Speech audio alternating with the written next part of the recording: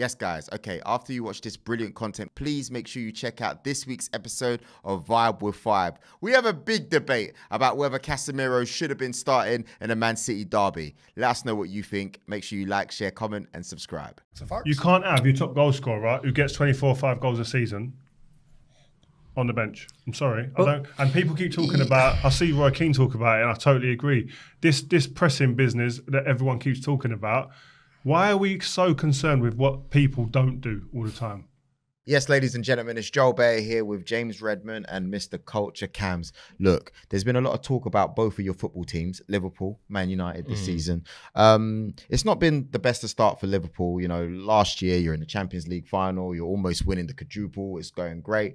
This season hasn't been too good. You know, we could see it from the start of the games with Fulham, you know, the Brighton game, losing to United. It's not been great. Every game besides Bournemouth. It's just not been great. And obviously you got Culture Cams here and United. You look like you gained the confidence back when you beat United, and I mean Arsenal and Leicester, but it's just up and down, really. You know, I want to know who's going to finish higher than who. Like, is Liverpool going to finish above United? Is United going to finish above Liverpool?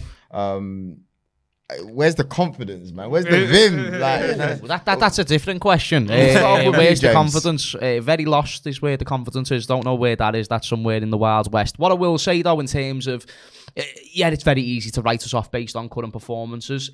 It's only really a matter on if you think the performances are going to continue in the short term and then the long term as well. So if you go with the premise of Trent's finished, Van Dijk's finished, Salah's finished, Fabinho's finished, Robertson's finished, then yeah, we're probably going to finish below Manchester United. If you do share the belief, as I do, which, yeah, they might not be as good as they was last season or even the seasons before that. However, they're still better than what they're showing right now. And I think even these players, 10% lower than what they was last year. It's more right now, but 10% lower than what they was last year still finishes above this Manchester United team for me. The one thing that you can say about both teams is that they're in transition. I just think we're in that sort of rebuild thing where we need to get certain pieces right.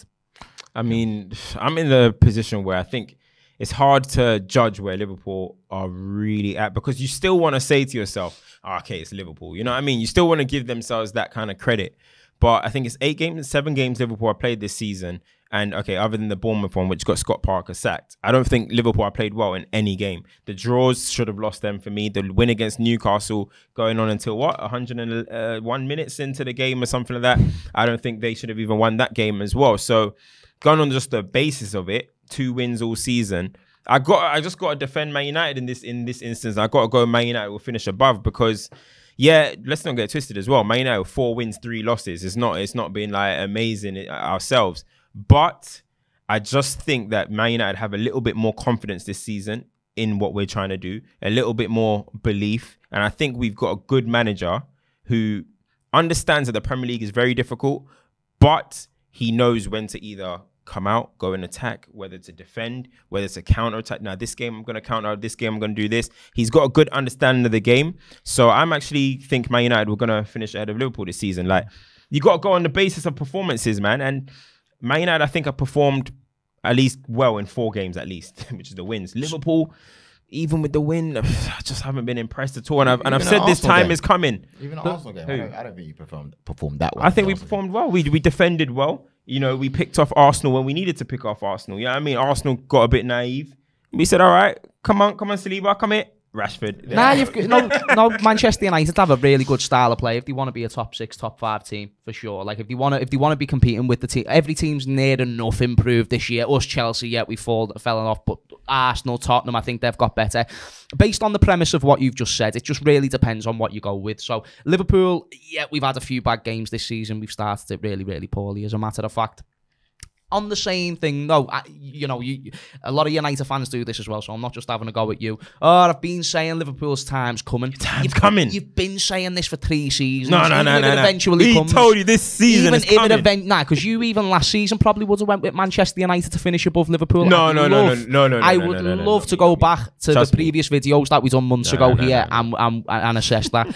But Liverpool, 2 seasons ago, we were 9th in the league during the full COVID season, and we still ended up getting 3rd. So there's one sign already of being able to overturn and bounce back from adversity. That's just one example. And then even last season, on a very minuscule scale in comparison to the first example, we was 13 points behind Manchester City. Was able to bring that all the way back to 1 point by the last day. Oh, what a trophy. Not a trophy, but still, though, it's a sign of improvements, and it's a sign that over the short term we can get better. Even without multiple transfers and new players coming in, I think man for man, we've still got a better squad than you. I think manager for manager, we've got a much better manager than you. And I think they're both going through transitional periods, and I think Klopp exceeds more. See, but the thing is, like, my thing is, when you're talking about, like, you know, you guys caught up 13 points and 2 seasons ago. The thing is, football moves quickly, bruv. You know what I mean? Football moves quickly. And I wouldn't go on Trent necessarily because he's 22, 23 years old. It's not like his legs are done or anything like that. But the Matip's injury prone, Konate injury prone, Gomez injury prone, Fabinho, he hasn't really been the same for a while now. Henderson, it's not, and now it's a year on, his legs are going. And you're looking at Thiago, you can never really guarantee if he's going to be fit. I know Liverpool fans will say, oh, well, this season's not down to Mane leaving. But Diaz is a good player, but you know, Mane could just win you games sometimes. You know, he'll pop up in them right moments and score them big goals. That's still a big loss, you know? And when you bring in someone like Darwin Núñez, who in my opinion, isn't the greatest recruitment, to replace something like that, then you're lacking on what Mane was giving you. So you're relying now on like Bobby Firmino to run it back to 17-18 form or whatever it was when he was like ridiculous. Hey, Bobby's sick, lads. I don't any team with Bobby Firmino in as a squad is still a good team. You're running it back with him. And then look, Mo Salah, look, I've seen many players get that last payday and then just fall off the face of the earth. You saw it, Aubameyang. You've seen it, David De Gea. I've seen it, Ozil, Sanchez, Man United. I've seen this stuff, yeah? So you're looking at Salah in a weird way. 2 league goals this season. I've always had my question marks on his X factor, as I say. I've always had question marks on, can he drag a team? And so far, he's proven to me that he can't. So it's not the same team where Salah was going for Ballon d'Ors. Salah and Mane are like, who's going to win the Ballon d'Or? Which one of these two? Van Dijk is impressionable. Now, bro, man are getting at Van Dijk and really getting success out of it. So it's not this. Yes, it's the same personnel, but it's not the same guys, if you get what I mean, the same level to necessarily guarantee that Liverpool were going to do this 8, 9, 10. Sometimes 16 wins in a row or something like that. I just can't see this Liverpool team doing that. That's why resilience is a very important thing to talk about, and whether or not this team has the ability to do that. They've proven that they have. But off the point that you've just made, have they still got the same quality right this second? Well, as far as I was concerned, and being told every day in my DMs, you know who I am, you know what I blew up for. I was getting told Mane was finished over a season ago. And I was getting told that by a lot of different individuals as well. It's the same individuals going to bring up the negative attributes about Salah at the moment, and then on the same page it's the same ones with Virgil van Dijk. He made a couple of little tiny mistakes when he first came back last season, and he was finished. Same with Trent when he was having during the COVID season and he couldn't defend and whatnot. People were saying he was done. He's not good enough to be Liverpool's right back in the long term. This is why you've got to create case studies over a longer period of time, and I think that's very important to do. So how do you quantify someone being finished? Well, Mane would be a very perfect example to suggest that he's not someone who was finished when everyone was labelling him as that. Messi, and listen, I know this is just pure stupid football fans, but last season you saw loads of people having a go at Lionel Messi. His best days are gone, and now he's already pretty much the best player in Europe yet again. You have to go with longer case studies to suggest that players are finished or if they're really, really good. So the same way that when Phil Foden was 18, you couldn't say he was a world-class player then, even though he was playing at a world-class level. You need a longer case study to say, right, he's a really, really, really world-class player. The same way that you've got to say who has been a world-class player, Virg, Salah, Fabinho. You got to give them that kind of like grace period. You got to give them the same case study to really signify that they're done.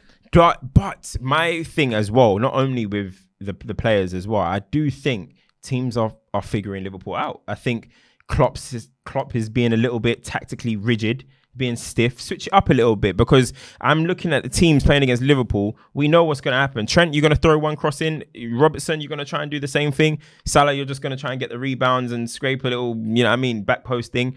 We all know what's going to happen. And the same teams are just looking at it and like, how do we beat Liverpool?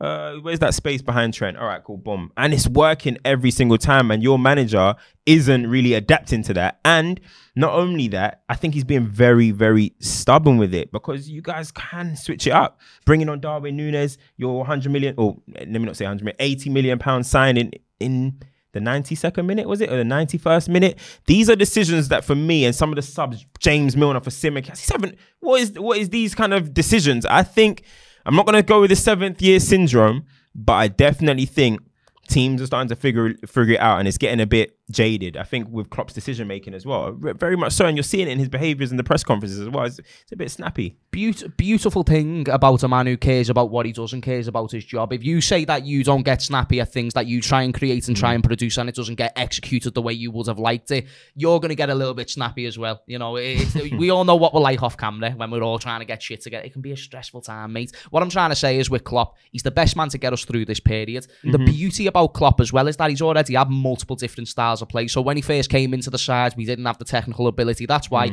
let's just run and do it until our players basically can't run no more. And that was a really effective way for us at that time. So we went from finishing 7th or 8th in the Premier League to still finishing in that same position, but we got to a Europa League final and a League Cup final, which is, even though it's not a trophy, it's still improvement. And then over time, he's gone from this very, very high pressing, giga pressing team to a more control team, you know, more on the ball. Exactly. Get more quality within the side as you improve as a team. As you get higher up the table, you attract those top class players. There's no reason, the same way he's done it at Dortmund multiple times, the way he's done it at Liverpool a couple of times, there's no reason why he can't do that again. And that's why I think you've got to go off the basis of, is Klopp's previous, you can go with the 7th season and stuff, but what we don't know is, after that 7th season, what if he came back with Dortmund? Yeah, what happens after that? This is why I always talk about needing a longer case study. And based on what we've got and based on the resilience we've shown before, we can still definitely finish above years. And I wouldn't look too much. I agree. I think Klopp can take a little bit too long sometimes to make certain changes, but the changes will get made. Yeah. And the difference is that with Jurgen Klopp and his changes that he needs to make, it's all very minor. It's all very much, right, we need someone to be able to cover Trent, we need to get Trent forward, and we need to do it with a basis of players that are actually going to be available week in, week out. He gets given a certain budget that he can go out and spend, a certain amount of players that he can bring in, and he's got to make do with what he's got. That will take time to adapt to. I'm listening. You're not going to play Darwin Núñez in the same system you play Bobby Firmino in 17-18. That will change and that will adapt over time. Look, I'm not like a deluded fan who's saying, I'm not going to sack Klopp or anything like that. Definitely, he's going to need to get the 8th, 9th season or whatever. But I remember, I think it was before the Man United game, the lineup that Liverpool played, I think it was 3 seasons ago, something, or 2 seasons ago. There was only 2 players different in your lineup against Man United that day to this season. Yeah. And I mean, with Klopp's high intensity, he said himself, I like rock and roll, all of this type of stuff. Surely the players are going to be like this miles on there. Like, this is a team. No, you guys got to. You played every game last season. Yeah, every single game Liverpool participated in last season under Jurgen Klopp's high intensity football. At some point, you got to freshen up. Now, whether that's down to FSG and giving more money and all, that's a whole nother discussion. But I just think, like, when I'm looking at him, Man United have done this as well. Like, look, when Man United were the great Man United team, the Van Nistelrooy kind of period, Fergie had to look at it and be like, okay, I got to reset this now. You know what I mean? Ronaldo's got to come in, Rooney's got... Yeah, exactly. But we were, Arsenal were doing their thing, Invincibles, and Chelsea came through. We had to sit back for a second. This is why I'll give Arsene Wenger a lot of credit, because even though we had a decent squad, his main attribute was that starting 11. And when that starting 11 played week in, week out, he was able to maximise the performances from that team. I think Klopp is the same. I think Klopp is definitely. Well, you can tell from the points tallies that Arsenal team undefeated, Invincibles, us 97 and 99 points back to back, which is insane and absolutely ludicrous. Even last season, like getting 92 points, people don't realise like how good that is. Just to put it in, that could win you leagues in certain years. To put it into this context, that's better than Sir Alex Ferguson's best ever points tally. Yeah, it is. Last season, 92 points, and that weren't enough to win the Premier League. So the context of the situation is we're either talking about a manager who's got 3 Premier League titles, 2 Champions Leagues and whatnot, and he's having one bad patch. What I would say, the only thing where I was talking about before we probably move on to United is just that, you know, when I've seen Arteta go through a bad moment, let's just say, you know, maybe he started with 5 at the back, then he's moved to 4. Even Thomas Tuchel, but he doesn't do that straight away. No, with Arteta, away. That's why the results haven't came soon, because it took time and it took him a couple of seasons. It required. I know. Klopp's obviously got the credit in the bank, but it required a really bad period of form, and you can even maybe say season defining. Thomas Tuchel, maybe if you had went to that back four a bit earlier and had a little bit more intent, you'll still be in the job. You know what I mean? Conte at Chelsea, once upon a time they were playing 4. They got battered by Arsenal. He was like, nah, 5 at the back. I'm going from there. I just haven't seen Klopp do something drastic like that yet. Maybe it might come, but Which in his whole time at Liverpool or just right now? Kind of like in the bad period. In these bad, I think it's been relatively in this positive. bad period or previous bad periods. What would you say? I was only looking for the way you would the one thing you would identify him, because for instance in the COVID season he made a lot of changes to where we were more progressive, more energetic, started to rotate the team a little bit more, made do with what we had, and systematically we changed. Same with last season. Do you think? Go on. Sorry, bro. Do you think a back 5 now? I'm not saying it's the go be all end all, but I actually think your team is suited to a back 5 situation. Look, everyone is just looking at Trent and targeting. Why not, like you were mentioning, we off air about the England situation with Reece James and Trent. Why not maybe put somebody that's just going to stay just a little bit behind him? Because we know Henderson used to do that role, right? And Henderson's legs maybe are not the same anymore to be covering Trent through 90 minutes anymore.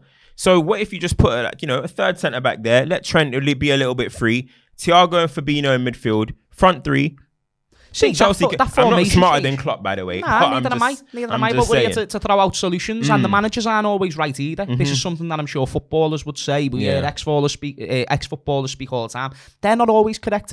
Football is a very wide perspective thing. So your solutions could help us in the short term. If we go 5-3 at the back with wing backs, then in the short term that could proper get us results. We look more compact at the back, gives Trent and Robertson license to go more forward. Allows Salah to get a little bit more inside. 100%. You know what I mean? But on the same page, it might not be best for us in the long term. So what we're trying to implement right now might be a style of play which is so unorthodox and so unpredictable. The similar way we've created those styles of play before, in a sense that this is going to be able to get us 92 to 95 to 97 points. So it's not about finding what's good for right now. It's about finding what gets us to a point where we're 92 and 93, 94 points, because that's the only way we even have a glimmer of hope of competing with Manchester City. Yeah. So as much as I agree, a formation change right now could be the solution. We're still trying to implement things like Darwin. We're trying to implement Konate back into the team, who's been injured this season, and we're trying to implement Harvey Elliott. A lot of new young players, Fabio Carvalho. We're in a transition. We're going to get worse. We can only hope that we really get top 4, because that Champions League revenue is so important for the development of football clubs. Yeah. But it's also about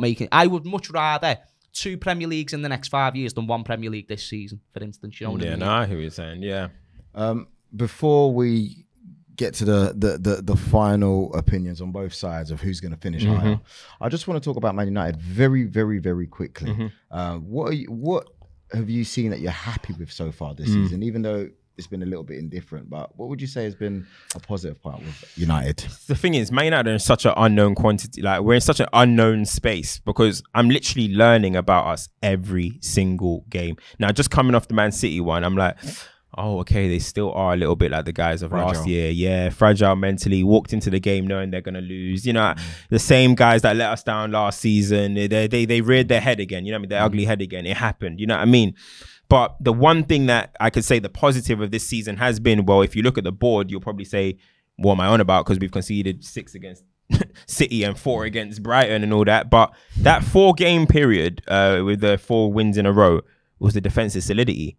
Malacia, Dalot, Varane and Martinez, with McTominay or whoever in front. I think that has been the basis of Man United to be having a good season, well, not good season, but a good run of form. So that's the thing that I've been most impressed with. One thing that I want to now start seeing, though, is in that game against Leicester, about final 30 minutes, we were defending for our lives. Arsenal, defending for our lives at a point. Liverpool, once Salah got the goal, we started defending as well for our lives. And I can't remember who the other team it was that we beat. But I want to actually now start seeing us impose ourselves in the game. So Everton, Newcastle games are coming up. Spurs, Chelsea games are coming up. I want to see Man United impose themselves in those games now. Now, it's enough of just sit back and let's see. Go against Spurs, go against Chelsea, get on the ball and actually dominate. You know what I mean? So defensively, it's been nice, but I know Ten Hag teams. I've seen Ten Hag at Ajax. Does your current squad, sorry for interrupting you, Cam, does your current squad of midfielders, for example, do they really have the ability to be able to go and control games like the way that you're suggesting and put it on teams? Because the reason why I think Ten Hag, who I'm sure we'd both agree, very intelligent manager, definitely has potential to be, if not on the level, but up there with the Jurgens and the Pep Guardiolas, fully solidified himself in Holland as well. I think he knows your current midfield is just not good enough to control games of football. That's where possession is won and lost. And Casemiro, we can talk about it, different topic. Don't think it was his player. Bruno Fernandes, very average when it comes to technical ability. And very ambitious. I agree. Very ambitious when it comes to finding a pass and, you know, trying to find the strikers. Definitely. But exactly, volume player, definitely. McTominay, Fred, who I don't think is no better than sound. I find it very difficult for any manager, let alone Erik ten Hag, to get a possession dominant team with those set of players. No, I fully agree in terms of that's why he was so on Frankie de Jong. This is why he was like, this guy is pivotal to my system. If we don't get him, we're going bust. That's how he basically accepted that. Casemiro ended up coming, as you said. Is it his sign? Who really knows? Reports are coming out saying that it might not be. But I think that's why he wanted technical forwards. Now, when Martial comes back into the team, I think people might laugh at Martial or whatever, but Martial is very good at holding up the ball. So is Anthony. He's good technically on the ball. So is Sancho. He's meant to be good guys on retention and keeping the ball. So I think can't beat a man though. No, they can't. No, that's the truth. Neither one of them. No, they can't. That you're right. But I think possession wise and slowly kind of building your team higher and getting up the pitch and higher, I think that is what he's going to want. He's going to use Eriksen a lot, of course. If Eriksen gets injured, I am seriously worried about what this season is going to happen. He's the only one in your midfield that I think has the potential to do it, but it doesn't just take one man to do it doesn't. Those things. That's why we're going to have to be going through the wide areas with the Sanchos, with Martial, with Anthony, and they're going to have to make things happen so the team can gradually get up, and they're going to have to be holding the ball up there, and Man United can start playing in the final third. If not, then it is not going to be a game where you look at Man City and you say, oh, Man United are bopping it about the park, and oh, wow, this team's getting absolutely dominated. No. But when you do attack, I think he's going to want it. Get the ball up there, make it stick up there. Let us come up there, come up the pitch, and play from there. It is.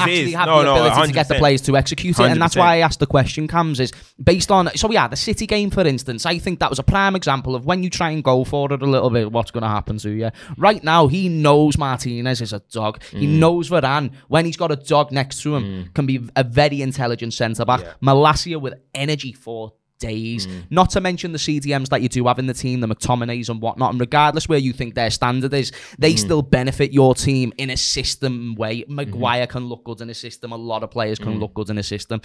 You are systematically better defensively, which is actually getting you more results. You have got the outlets of the Rashfords and stuff like that, who only need to run on the ends of counter-attacks. I think the counter-attacking approach, hear me out, in the short term is the better thing. Is well better for Manchester United. And the thing is, I understand that as well, because look, you're a good example as well. You're a good example. Actually, no, maybe not Klopp, because he came in, he just said, look, gung-ho, everyone started getting injured and stuff. He didn't care. Because we never had the technical, the spends power to get those players. But with Arteta, for example, he came in, he played a back five. He doesn't want to play a back five. He had to play a back five. He had to do a few... Remember, they were calling him... Those FA Cup games they were calling him Moyes' disciple. You know what I mean? Now he's all of a sudden a Pep disciple, but once upon a time he was a Moyes disciple, you know what I'm saying? So, like, I think sometimes you do have to come in, work with what you got. My biggest challenge to Ten Hag is, let me see who you can improve. I said improve 7 players. If you can improve 7 of these players, you can. That's a core you can work with. The rest of them, eventually phase them out, bring some players in. 7 players, improve 7 players this season, and let's see where we go from there. But yes, you're having to work with, you can't get it all done in one summer. You're having to work with this crop of players. So I do think that he's already sorted out one big aspect of the pitch as well. The defensive side of things, exactly. So I do think this season there is going to be a lot more games where we are on the counter-attack and stuff.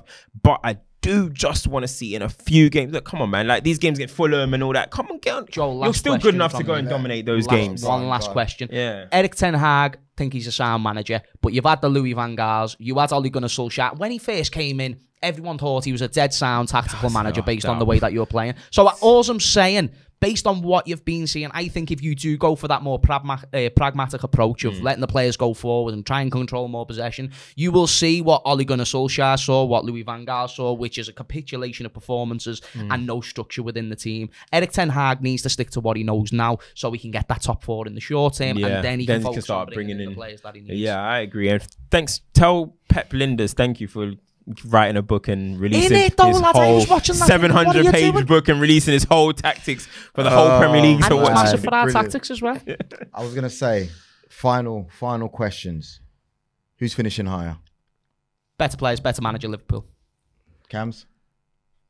The Redeem Team. The Redeem Team. Manchester United. Guys. As if we're in Rio Ferdinand studio, that's a fan of Man United. I'm redeemed team. The redeemed team, bro. Guys, let us know what you think. Thank you very much, James, for coming down and doing this. You've been in London a few times this week. We really appreciate it. Cams, thank you for coming down as well. Bro. We look forward to seeing more 5 formations and, of course, shows with yourselves, right? Lie Detector. We've got loads coming up with the guys. So please make sure you keep on watching. Turn on the notifications and press that subscribe button and like button. Joe Bayer, signing out. Peace. You can't have your top goal scorer, right, who gets 24-5 goals a season on the bench. I'm sorry. I don't. And people keep talking about, I see Roy Keane talk about it, and I totally agree. This pressing business that everyone keeps talking about, why are we so concerned with what people don't do all the time? What's he good at? The hardest thing to do in football is score goals. And this guy does it as good, if not better than anybody.